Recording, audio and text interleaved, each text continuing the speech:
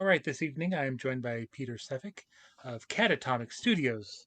Um, if you've watched some of the videos that I've been doing, it might sound familiar because a couple months ago we had Russell Bretholtz on for his Kickstarter Sidekicked, and Peter is part of the same group of creators, and he is going to be doing a 24-hour comic day in October, so I thought I'd bring him on, let him talk about that and maybe a little bit about Catatomic. So let me just bring him in and let's get down to this. Hey, Peter, how's this going? Doing pretty good. I'm so happy to be stepping foot into the comics multiverse for my first time. Brett was making me Well, jealous, or Denny. Russ was making me jealous. Well, I think the first time we actually met was back in last November when you hosted the Sippin' sketch at the the Cafe Monocle. Yes, Cafe Monocle down in Cohoes. Yeah, that was a good time. Yeah, I'm always, part of my mission is just bringing local creators together and trying to feed off each other and enhance each other, as a comic book community. So I love the opportunity to set anything like that up, and opportunities like this, of course, are always great. Back in the day when we could, meet in person and Oh, the fun leaving the so house. before we yeah so before we kind of get into the what you're doing with the 24-hour comic book day, um I like to ask everybody I interview, at least the first time, how did you get into comics? Do you remember the first one that kind of caught your interest and made you want to keep on reading and or you know start creating? Um, from a very early age, I was always drawn to the nerd culture stuff. So I remember in my grandmother's closet, I had a Thor comic book that I studied, up and down. I enjoyed it. And one day I'm going to track down actually what issue that was and figure that out. But I like, my kung fu movies, my Godzilla, all that type of stuff. I would just forge through a TV to try to find that type of thing. But the real breakthrough came. I was at literally a firehouse garage sale, and they had a copy of Secret Wars. I think it was number 5 or number 8. I think it was number 8. And it's the one where Hulk was holding up the mountain, and the cover's mostly gray with all the superheroes kind of scrunched into a small area. And that was it.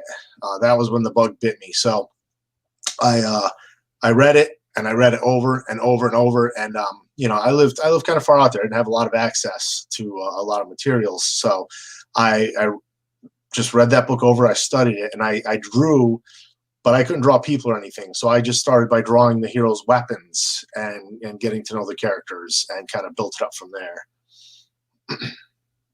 It was a great lead in the comics because it introduced you to all the Marvel characters, and there they were in Right. peril, and it just that just opened the floodgates to me going into every hospital gift shop, that little spinner rack in every bookstore, and just digging through and finding any books that I could to when I was out to the mall or anything like that. So when did you get the I guess the bug to create your own stuff? Um, well, that kind of came a little bit later. Um, I never put the pencil down. Family did a lot of camping, things like that. A lot of stuff where there wasn't a lot of social opportunity. So I would take that time, and I would sit and I would just draw as much as I could. I didn't really get into character creation until a little bit later, maybe into the 90s. I would say the X-Men were a big influence, but even then, still kind of in drawing. And I think it's when Image Comics launched that really blew that creative spark, and it said, you're not limited to what's Marvel and DC. And even though I was familiar with some independents, there was nothing that was the caliber of like, wow. So Image dropped, and it just said, hey, you know what? If you've got an idea, you can do something. You go out there, create, Mm-hmm. and make these things. And those guys had wealth of ideas. Some of them were great, some of them weren't so great, but they were doing it. They were just producing and making it, and making it. They were doing really well. That's what made me think, I'm inspired. What kind of characters can I come up with that would be unique and different? And what stories do I have that I want to tell? Which came maybe more from some of the old EC books, came from the Valiant books were stepping up at the time, were story oriented. So that made me think, like, what stories kind of can I tell? It started very simple, of course, but the only way to grow is to do. And so I drew and I came up with my terrible stories and my pieces of folded paper and just grabbed one, folded it in half, and I had a comic Hmm. book. And I would go through it. I didn't have staples to staple them together, but I didn't let that stop me either. Just foot to the pavement. And so, what what have you what have you? Well, obviously you've probably done books, but what have you done through Catatomic? The studio that you kind of helped together. Um, the whole Catatomic Studios thing, it kind of loosely represents a lot. So I use it as my publishing name, which I was looking to start doing some comic books, and I had previously been a professional wrestler for a long time. I fell off the comic wagon as far as producing. Like I still doodled and sketched. And one day I said, I'm starting to get a little bit too sore to keep up with being a professional wrestler. And at that point, Photoshop came out. So I started learning the new technologies that were involved. And Photoshop came out way before that, but it was accessible to me at that point. So I started getting back into art, learning my Photoshop, things like that. And around the same time, fellow that I wrestled with, who wrestled dressed like a robot, he was up looking. He says, "Oh, I didn't know you were." It was at my house. He says, "I didn't know you were, getting back into this." I said, "Yeah, I'm hoping to do my own book." And at that exact same time, he was looking to grow his character, and he was going to be traveling to Japan, so he was looking to have a comic book of his character to sell. So that got me going. Got together with another friend of ours who worked on a story with me to hash it out and make it more a little more literate than what I could come up with beyond just a concept. Drew the book, and I was up and running. Now, like any artist ever, and any creator in the get-go, I wasn't satisfied with how it looked, but the only way to improve was to do. So I made it, we released it. After a couple of years, I redrew that story in addition to doing additional stories after, and I hit a comfort zone where I said I can start producing my own stories that I have in my head to tell. So big fan of Twilight Zone. I wanted to do my own short stories, which was also another opportunity to push myself. Each short story would be a different genre, so I'd have a chance to say draw a war story, a western story, a pirate story, and keep pushing myself to draw these different things to become better. That is a lesson I think I take from Goku in Dragon Ball. He goes out there, he does his best, he gets his butt kicked, comes back stronger the next time, gets his butt kicked, comes back stronger the next time. So I made that my goal, to go out there, get my butt kicked, regroup, and try to come back a little better than I was previously. And Nice. so that's the publishing part of it. And self-publishing was the only way, the easiest way to get things out there. I was making comic books when I was a kid, and now I have a chance to digitally produce them and sell them. As far as Catatomic Studios as a group, I was going to conventions locally and just saying, "Hey, you draw. Where are you based out of? Do you want to get together and do an art jam? Get together and draw, work off each other, swap things, just produce, just be a collective, push each other to work a little bit better, work a little bit harder, give creative critiques." And slowly, I mean, it took years to get people together, and I got a few people together, and then I moved, not far, but enough that it broke the group a little bit. And that's when Russ, a producer sidekick, I was at a convention. He came up to my table and said, "Hey, I'd like to get a group together." And I said, "Well, I already have a group started. Come on in." And since then, some people have come and gone from the seats, but we've continued to nurture each other. Easy to stay in touch with Facebook even now that we don't get together in person. And we've done some projects together. We've jammed on some prints. None of them, they're all a little more shy than I am, but I've managed to stroke them all into a bunch of YouTube videos, for videos, things like that. Same thing with the upcoming 24-hour comic day. I just kind of forced them into that light. So, but we have a great time. We all feed off each other very well, and it's very loose and open. Sometimes, I might set a date and I'm the only one there, but I'm going to draw anyway. Some days we'll get a dozen or so people there, and we get nothing done because we chat the whole time. but Yeah. it's just an opportunity. The way I look at it is it's like a D&D game, but if a member can't make it, the show goes on. You can continue playing. Right. But instead of playing, we're producing. So, is let's talk a little bit about the 24-hour comic book event that you're doing. Is it now? Have you done the 24-hour comic book uh, before? And can you explain to people who not know what that would be? I've been doing it for over a decade, and again hosting it in some format or another. It was created by Scott McCloud, that did the Guide to Understanding Comic Books, and Steve Bissette, that used to work on Swamp Thing with Alan Moore, and has done many things since, of course. They created the challenge for each other in that similar way of push yourself, fail, but become better.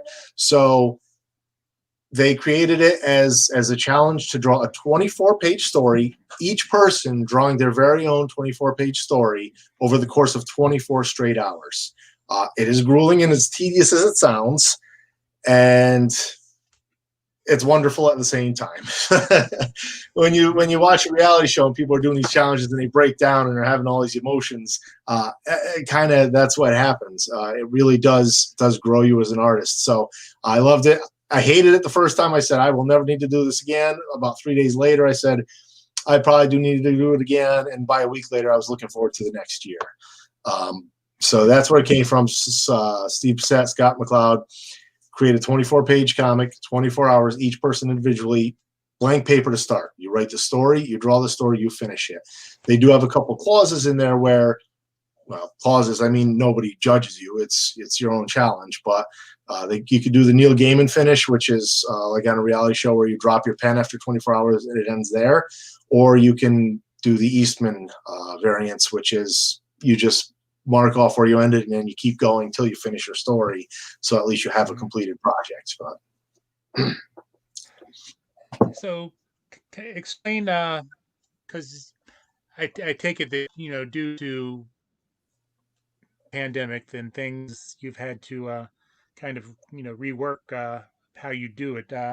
So, what are you doing here, and how does it compare to the past years? Usually I do it like I do most things. It's just an open forum. So Hmm. a lot of the people are intimidated by the concept of the 24-hour challenge. There's a smaller variant. We can do a workday comic, which I might do mid-year, where you try to finish 8 pages in 8 hours. But generally, I just throw it out there. Boom. Hey, if you want to come and you're in my friendship circle or on my Facebook group, you're invited. Stop by. If you are not in those circles, drop me a line and I'll get you some information. We'll exchange some information and come on over. And generally, I keep things very open. Pop in, just work on what you're working on. Pop out. We have a bunch of good, terrible movies playing throughout the 24 hours, as well as some good movies. And I have lots and lots of food and, of course, plenty of coffee. So normally just, again, very open, very friendly forum. You can pop in, pop out, come, go. People stay overnight. Some people try to stay up all night to complete their story. Some feel more comfortable with a good night's sleep and just pack the story into where they can.